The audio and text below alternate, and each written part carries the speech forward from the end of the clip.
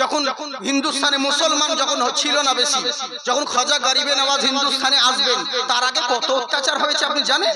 কত জুলুম নির্যাতন হয়েছে সে খবর রেখেছেন? এখন তো বহুত মুসলমান, তখন তো কেউই ছিল না, একাই কত সামলাতে হয়েছে। তার মা খবর পেয়েছিল, পৃথ্বীরাজের রাজত্ব ছিল। 2 মিনিটের কথাটা বলে দিই, শুধু শিক্ষার লেগে, জীবনী ঘটনা বলছি না। আচ্ছা বলুন তো দেখি, পৃথ্বীরাজের রাজত্ব ছিল, তার মা বলেছিল, বেটারে পৃথ্বীরাজ বলে কি, আমি দেখতে পেলাম দূর থেকে একজন আল্লাহওয়ালা বান্দা আসছে। হ্যাঁ, তারা 9 জন আসবে, কিন্তু আল্লাহওয়ালা ফকির আসবে। জানিস বেটা, ও এলে পরে তো ধর্মরও ধূলিসাৎ করে দিবে, তোর রাজত্ব শেষ করে দিবে। তো ভুটান রাজা বসেছিল পাশে, বুঝে রানীম আপনি কেমন কথা বলছেন, আমাদের 2-4টা সিপাহী পাঠালে তো সবকে ঠান্ডা করে দিবে। বলে খবরদার বেয়াদব কোথাকার, তুই জানিস ওকে আল্লাহওয়ালা ফকির মনে করে কমজোরি মনে করিস না। সারা পৃথিবী মিলে যদি তার সঙ্গে লাগিস কোনোদিন তাকে মারতে পারবি না, মারতে যদি হয় তাকে কৌশল করে মারতে হবে। রানীও জানে যে সাধারণ কোনো মানুষ নয়, আল্লাহওয়ালা মানুষ। তুই এমনি ভেবেছিস নাকি পৃথিবীর হাতিয়ার সৈন্য লাগালেও তাকে মারতে পারবি না? বলে তখন রাজা চিন্তা করলো, আমাদেরকে আসতেই দিব না, চারিদিকে সব বডিগার্ড লাগিয়ে দাও, পাহারা দিয়ে দাও প্রত্যেক বর্ডারে বর্ডারে। তখন তো হিন্দুস্তান পাকিস্তান একই ছিল, ভাগ হয়নি। চারিদিকে লাহোরের সঙ্গে সমস্ত জায়গাতে বর্ডার লাগিয়ে দিল। কিন্তু আচ্ছা বলুন, আল্লাহ যদি চায় তো কোনো মোল্লা কি রুখতে পারে ভাই? কখনোই নয়। এরা চাইছে খাজা গরিব নওয়াজকে, মুসলমান ফকিরকে আসতে দিব না, আর আল্লাহ চাইছে আমি আনবো, তো কোনো মোল্লা কি রুখতে পারে? কিন্তু একাই বেরিয়েছিলেন, উনি একাই এসেছিলেন মদিনা থেকে। 9 জন, মা বলেছে 9 জন আসবে, কিন্তু 9 জন হলো কি করে? রাস্তায় আস্তে আস্তে হয়েছে। খাজা গরিবে নওয়াজ আমার একাই পুতুলি নিয়ে জঙ্গলের বিরান মহলে যাচ্ছে আছেন। হঠাৎ করে 2 জন ডাকুর দল সামনে ঘেরাও করে নিল। তাদের কেমন চালাকি দেখুন। বলে হুজুর আমরা গরিব মানুষ, আমাদেরকে কিছু খেতে দিলে ভালো হতো। উনি খাবারটাও দিলেন। বলে শীতের সময় কম্বল খরিদ করতাম, কিছু পয়সাও নেই। উনার কাছে যে সোনার আশরাফি ছিল ওটাও দিয়ে দিলেন। ওরে আল্লাহওয়ালা দুনিয়ার লোভ লালসায় থাকে না, তারা দুনিয়াকে ত্যাগ করেই তো আল্লাহওয়ালা হয়, বুঝলেন? উনি দিয়ে দিলেন, দেওয়ার সাথে সাথে ওই 2 জন ডাকাত মুচকি হাসছে। বলে হাসছো কেন বাবা, কি হয়েছে বলো? বলে আমি তো ভাবলাম তুমি চালাক ছেলে, কিন্তু তোমার মতন তো বোকা দেখিনি। বলে কেন রে, আমাকে বোকা কেন বলছো? বলে আচ্ছা বলো তো বাবা, তুমি কি জানো আমরা কে? বলে না জানি না, আমি নতুন মানুষ, কেমন করে জানবো? বলে শোনো, আমরা কোনো ডাকু নয়, আমরা কোনো ডাকাতি নয়, চোর নয়, আমরা কোনো ভালো মানুষ নই, আমরা হলাম বড় ডাকাত, বড় চোর। বলে তা কি হয়েছে? বলে তা আমাদের এই রাস্তা দিয়ে যেই যায় তাকে লুটমাট করে নি, তো তোমার কাছে যা যা ছিল একটুও তো কিছু রাখলে না, সবই আমাদেরকে দিয়ে দিলে। এখন তুমি রাস্তায় কি খাবে, কেমন করে যাবে? তুমি তো চালাক ছেলে নয়, কিছু তো লুকিয়েও রাখতে পারতে, সবই তো দিয়ে দিলে আমাদের কাঁদন দেখে। কিন্তু তুমি জানো না আমরা ডাকাত, আমাদের চালাকি ধরতে পারোনি, এখন কি খাবে বলো? খাজা গরিবে নওয়াজ কথা শুনে মুচকি মুচকি হাসতে লাগলেন। বলে বাবা আমার মতন আমি বোকা নয়, আমার চাইতে তোমরা হলে বেশি বোকা। বলে কেন? বললে শোনো, একবার চিন্তা করে দেখো, এই জঙ্গল এলাকায় বিরান ময়দানে যেই মহান রব্বুল আলামিন তার রহমতের দ্বারাই আমার ওসিলায় তোমাদের মতন ডাকুর পেট ভরাতে পারে, তো এত বড় দুনিয়ায় আল্লাহ কি আমাকে নৈরাশ করে দিবে? আমার ওসিলায় যদি তোমাদের পেট ভরায়, তো আল্লাহ আমাকেও কোনো না কোনো জারিয়াতে রুজি বানিয়ে দিবে। আল্লাহু ইরযাকুন, রুজির মালিক আমার আল্লাহ, রুজির মালিক কোনো মোল্লা নয়। এরা কথা শুনে আল্লাহর ওলির জবানে এমন তাসির ছিল, কথা শুনে বললে হুজুর দরকার নেই টাকা পয়সার, আমরা আল্লাহর রহমত থেকে দূরে ছিলাম, বঞ্চিত ছিলাম, আমরা আর খারাপ কাজ করব না, আপনার সঙ্গী করে নিন, আপনার হাত দিয়ে আমাদেরকে আপনার ধর্মে দীক্ষিত করে নিন। বলে পড়ো কালমা তাইয়্যিবা লা ইলাহা ইল্লাল্লাহু মুহাম্মাদুর রাসূলুল্লাহ সাল্লাল্লাহু তাআলা আলাইহি ওয়াসাল্লাম। কলমা পড়ে মুসলমান হলো, এখনো হিন্দুস্তান আসেনি। আস্তে আস্তে একজন ছিল, এই 2 জন নিয়ে 3 জন হয়ে গেল, 3 জন হলো। আর 9 জন বলেছে, বুঝেছেন? আরো 6 জন আছে, আমি ওদিকে যাচ্ছি না। যাই হোক, কোন রকম যখন পৌঁছালো আজমির নগরে, কিন্তু আনা সাগরের পাশে ময়দানে এই জায়গাতে আল্লাহওয়ালা 9 জন ফকির দরবেশ বসে তাসবিহ তাহলিল করছে, জিকির আজগার করছে। হঠাৎ করে রাজার কর্মচারী চলে এলো, এই আপনারা কারা? বলে আমরা ফকির দরবেশ মানুষ বাবা। বলে তাই নাকি? বললে হ্যাঁ। আমরা ভালোবাসার পাইগাম দিই। বলে এখানে কেন বসে আছেন? বলে কেন বসলাম তো, কোনো ক্ষতি হয়েছে বাবা? বলে হ্যাঁ, এখানে বসা হবে না, এখানে আমাদের উট বসে, আমাদের উটকে বেঁধে রাখি এখানে।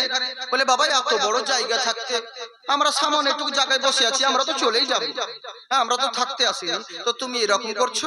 বলে না ওসব হবে না, রাজার দরবার খবর গেল জানেন, আমরা যেখানে উট বেঁধে রাখি ওখানে কিছু ভণ্ড ফকির টকিররা বসে আছে। বলে তাই নাকি? রাজা শোনা মাত্র মাথায় আগুন, হটাও ওসব ভণ্ড ফকির টকিরদেরকে, ওখানে জানা আমাদের সবার থাকা যাবে না, যাও তাড়িয়ে দাও। ই এসে বলে যান আপনি চলে যান, এখানে থাকা হবে না, আমাদের রাজার হুকুম, আমাদের উট থাকে, উট বসবে, আপনি বসতে পারবেন না, চলে যান। তাড়িয়ে দিল। খাজা গরিবে নওয়াজ শুধু একটা কথা বলেছিলেন, বাবা ঠিক আছে আমরা চললাম, তোমাদের উট বসে থাকুক। এই কথা বলেই চলে গেলেন। দীর্ঘক্ষণ সময় হয়ে গেল, অনেকক্ষণ হয়ে গেছে। এবার করলোটা কি? রাজার দরবারের কর্মচারীরা উটগুলোকে যখন উঠাতে যাচ্ছে, কেউ নেল ধরে টানে, কেউ লাগাম ধরে টানে, ওরে রক্ত বেরিয়ে যায়, চামড়া ছিঁড়ে যায়, কিন্তু উট আর উঠানো সম্ভব হচ্ছে না ভাই। উটকে আর উঠানো যায় না। এই চিন্তা করলো কি এমন আঠায় লেগে গেল রে, এত চেষ্টা করার পর উট উঠছে না, ব্যাপারটা কি? এত চেষ্টা করছি তো উটই উঠছে না। রাজার কানে খবর চলে গেল, রাজা মশাই অন্যান্য দিন এরকম হয় না, আজকে কেন এরকম হলো? বলে কি হয়েছে? বলে আজ দেখতে আছি আমাদের উটগুলো বসে আছে, উটগুলোকে উঠানো সম্ভব হয় না। বলে তাই নাকি? কিন্তু রাজা তো মুশরিক হলে, হিন্দু হলেও তার তো একটু বুদ্ধি ছিল, আমাদের লোকেরও বুদ্ধি আছে কিন্তু বুদ্ধি খাটাই না। এখনকার মানুষের বুদ্ধি নাই, ওরা তো জানে যে কোনটা সত্য কোনটা মিথ্যে, কিন্তু তবুও মানে লড়ালড়ি করছে মুসলিমদের জন্য, কারণ সবাই জানে যে মুসলমান ধর্ম কেমন। কিন্তু এখন ওই যে বলে না, আবু জাহেল জানতো না নবী কেমন, তবু নবীকে মানেনি, কারণ নবীকে মারলে আমার রাজত্ব ছিনিয়ে যাবে, আমাকে যে লোকে বড় মানতো সেটা সেই সম্মানটা আর পাবো না, আমি তো আমাকে তো ছোট হতে হবে, ভাতিজার কাছে মাথা নিচু করতে হবে, এই লেগে মানে অহংকারের জ্বালায় ইবাটা নবীর কাছে কলমা পড়লো না। কিন্তু ও জানতো না যে ইনি যেমন তেমন মানুষ নয়, ইনি সাধারণ কোন নবী নয়, নবীদের নবী। ওরে নবীকে দেখে কাফের পর্যন্ত দূর থেকে এসে সামনাসামনি দেখা মাত্র বলছে আসসালাতু ওয়াসসালামু আলাইকা ইয়া রাসূলুল্লাহ। বলে আচ্ছা ওয়ালাইকুম আসসালাম, বলো তুমি আমাকে চিনলে কি করে? তো কাফের কি বলছে? মুশরিক কাফের বললে হুজুর আপনাকে চিনে নিলাম, আপনি সাধারণ কোন মানুষ নয়। বলে কেন? বলে এরই জন্যে দুনিয়ার বুকে লক্ষ কোটি মানুষকে দেখেছি, কিন্তু আপনার মতন মানুষ কখনো দেখিনি। এরই লেগেই তো গুরু নানক বলেন শরো ওম পূর্মিদম পুণ্য নমহা পুণ্যমাদায় নমস্তুতে, পূর্ণ বাবা শিষ্যতে পৃথিবীর বুকে যত লক্ষ কোটি মানুষ দেখতে পারো, বান্দা শোনো, কারোর সঙ্গে কারো উদাহরণ দিবে, কারোর সঙ্গে নবীর এক্সাম্পল দিবে, নবীর মতন ওই লোকটা, নবীর মতন এই লোকটা, নবীর মতন ওই জিনিসটা, তুমি যে কাউরের সঙ্গে নবীর তুলনা করবে এমন কোন সৃষ্টি খুঁজেই পাবে না। কোটি কোটি পরমানাতাং আপাইনি তো অতি সুন্দরম, উনি এমন সুন্দর নবী গো, লক্ষ কোটি লোকের মাঝখানে, লক্ষ কোটি লোকের মাঝখানে যদি নবীকে দাঁড় করিয়ে দাও কারো চিনতে অসুবিধা হবে না। ওই যে আসমানের সূর্য, আসমানের চন্দ্র যদি একদিন না উদয় হয় পুরো অন্ধকার হয়ে যাবে, সামান্য বাল্ব বন্ধ করে দিলে আমাকে আর দেখতে পাবেন না, অন্ধকার হয়ে যাবে। তো যদি সূর্য না উদয় হয় পৃথিবীতে আর রাত দেখতে পাবেন না, অন্ধকার হয়ে যাবে। তাই বলছে শোনো, টেনশন করিও না, চিন্তা করার দরকার নেই, ঘাবড়াবার দরকার নেই, চিন্তা করিও না। সূর্য না হলে তো কি আছে, সূর্য না উঠলো তো কি আছে, বিশ্ব নবী মুস্তাফাকে পৃথিবীর মধ্যে দাঁড় করিয়ে দাও, সূর্যের দরকার হবে না, চন্দ্রের দরকার হবে না, নবীর বডির আলোতে সারা পৃথিবী আলোকিত হবে। জোরে বলেন সুবহানাল্লাহ। কেমন নবী, কারণ নবীর সঙ্গে কারো তুলনা হয় না। ওরে তুমি নবীকে কেমন করে দেখবে? আমি আল্লাহ নবীর মতন দ্বিতীয় কাউকে সৃষ্টি করি নাই। তাই কাফের চেহারা দেখে নবীকে চিনে নিত, সাধারণ কোন মূল্য নয়, ইনি হলেন অসাধারণ আমার রাসূলুল্লাহ। এরই লেগেই বলে শোনো, দো জাহাं में काम आए जो ऐसा कोई काम कीजिए, जिंदगी में कामयाब होना तो अपना जिंदगी नबी के नाम कीजिए। বুঝলেন, নবীর নাম তাই সবাই জানতো, নবী কেমনই কি জানবে না? তো ইহুদি হলেও হিন্দু হলেও উবেকার রাজা জানে এই সাধারণ কোনো মানুষ নয়, বুদ্ধি ছিল। বললে ওই চাকর বাকর শোন, বললে কি পৃথিবীর লোক মিলে যদি চেষ্টা করিস ওই উটকে আর উঠাতে পারবি না। বলে কি করতে হবে তাহলে? বলে শুনে নে কি করতে হবে। যেই লোকটা উটগুলোকে বসিয়েছে ও না হলে এই উটকে আর কেউ উঠাতে পারবে না। যা খুঁজে নিয়ে আই ওই ফকিরগুলোকে। এবার রাস্তার ধারে খুঁজতে লাগলো, খুঁজতে খুঁজতে আনা সাগরের দূর কিনারে অনেক দূর চলে গেছেন। তখন এই ফকির, এই রাজার কর্মচারী উনাদের আগে হয়ে গিয়ে বলে, হুজুর আমাদের বিয়াদবি হয়ে গেছে, আমাদের ভুল হয়ে গেছে, আমাদেরকে ক্ষমা করে দিন, আমাদেরকে মাফ করে দিন। বলে কি হয়েছে বাবা? একটু আগে তো খুবই গরম দেখাচ্ছিলে, তাড়িয়ে দিলে, এখন আবার কি ক্ষমা চাইছো কেন? বলে হুজুর গো আপনি চলুন, আমাদের উটগুলোকে আর উঠাতে পাচ্ছি না, কি এমন আঠা লেগে গেছে মনে হচ্ছে চামড়া ছিঁড়ে যাবে, জীবন দিয়ে দিবে, উট আর উঠানো সম্ভব হচ্ছে না।